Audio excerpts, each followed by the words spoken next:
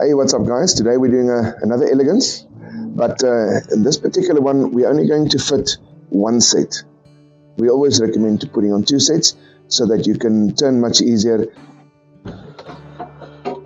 Alright, so this is where we're going to install the relay box.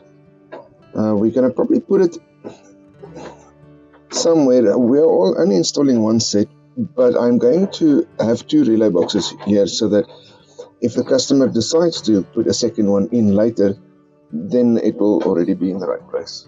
Okay, I have the two relay boxes. So we're only going to install one of them, but the reason I have two here, I'll see exactly. We need to make sure that two can fit in there. When the customer decides that he wants a second set, which I am pretty sure he will eventually decide to do that, then we need to have space here so that we can fit the second one. So the only decision now would be, do I install the first one this side or that side, which is really irrelevant. Alright, so put this in position. It's probably going to fall over again, but anyway. Okay. Slowly.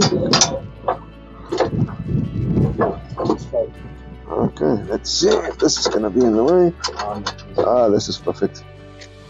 Alright. Okay, so as you can see, it just hooks on that side, hook on this side. Above, and then this is in position. So all we need to do now is just let go, take the springs off, and then we put this down. And now we're going to move it closer until it gets to the wheel. So that once it's in position and the correct distance from the wheel, we can mark and make our holes. Okay, so this is where we're going to put it. It's going to fit right there. Power cables are going to come this way, and they're going to be connected on that side. We're going to leave enough space for an additional relay box should the customer decide to fit an extra set on, and we're just going to put it into the floor with wood screws. There's two little holes there that we can just mount it into the floor. So let's get that done.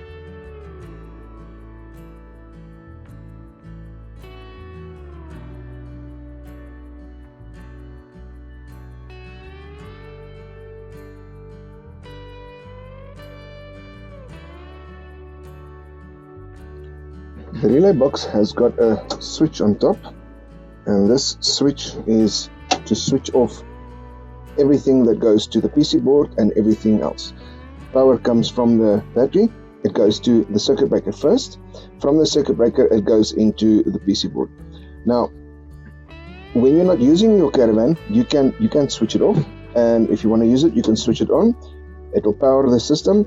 You will have use of your movers. When you're done, you can switch it off, and then nothing will work because there is no power going to it. You can leave it on if you like. It's going to leave the receiver on at all times when you do this, and this is going to look for the remote. So it's going to have a small amount of power that it'll use, but the movers itself won't use any power because you're not pressing any buttons. Once a button is pressed, the relay will close, and that will allow power to go to the movers, and that is only going to happen when a button is pressed. So you can leave it on if you like, and it will not do anything. It won't flatten your battery. The receiver is going to remain on, or switch it off. I recommend switch it off if you're not using it.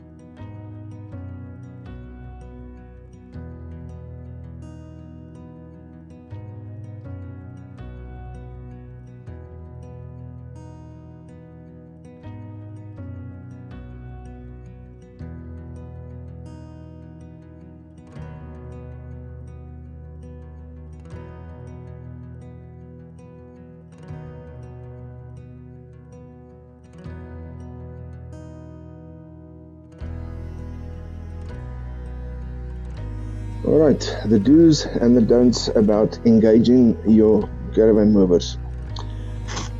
This little pin here is the locking mechanism of the movers. At the back of this pin there is a little plate with 2 pins sticking into this plate here, and this is preventing it from engaging while you're driving.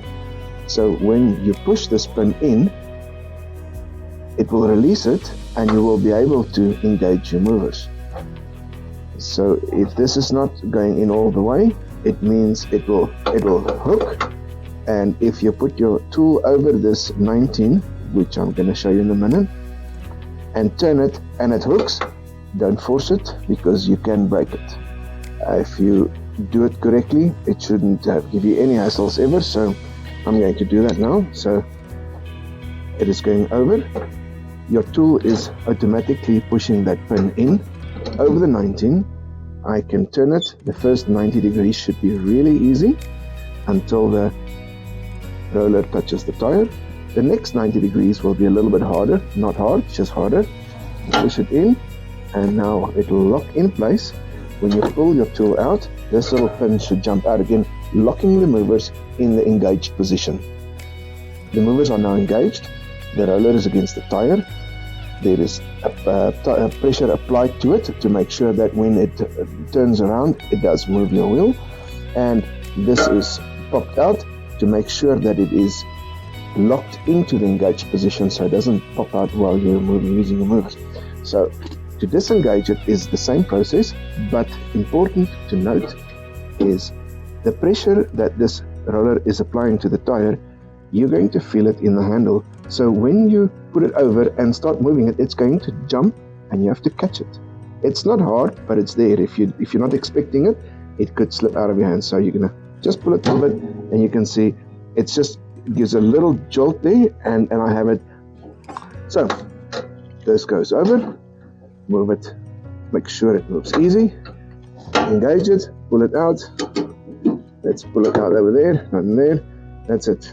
Then you want to disengage. If you are going to engage it, put your handle on the tire side.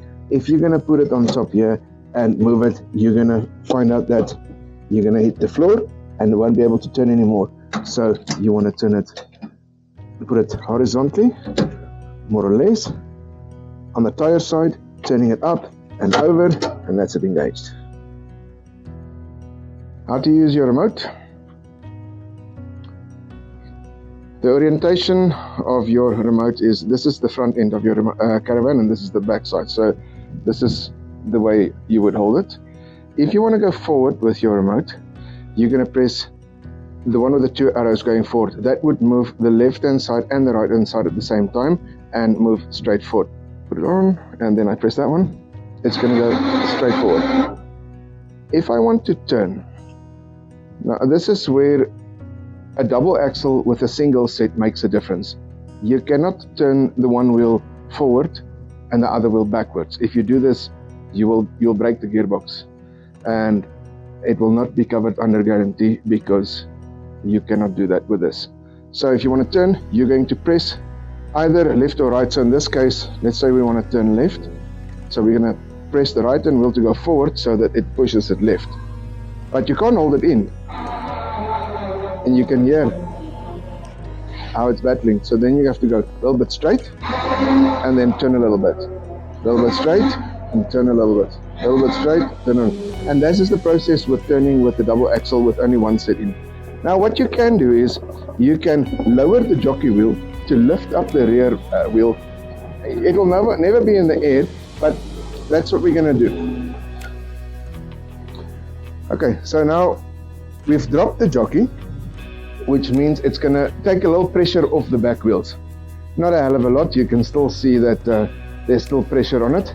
But if you look at the front one, there's more pressure on the front one, which means that the back one will turn a little bit easier. So if I turn it now, it'll still go, but you can still not go one forward, one backward. And turning a double axle Caravan is a difficult thing to do anyway. So this is what you're going to have to do, is forward and then turn it, forward and turn it. This will make a 360-degree turn, probably a 27-point turn, or probably more. It takes time, and that's why you need the second set. If you have two sets, you can press one forward, one backwards, and it'll turn around on its axle where it stands. Very easy, but you cannot do it with this. Not this way. You need more movers. I'm gonna try and move it into your spot there. It's gonna take a while, but let's try it.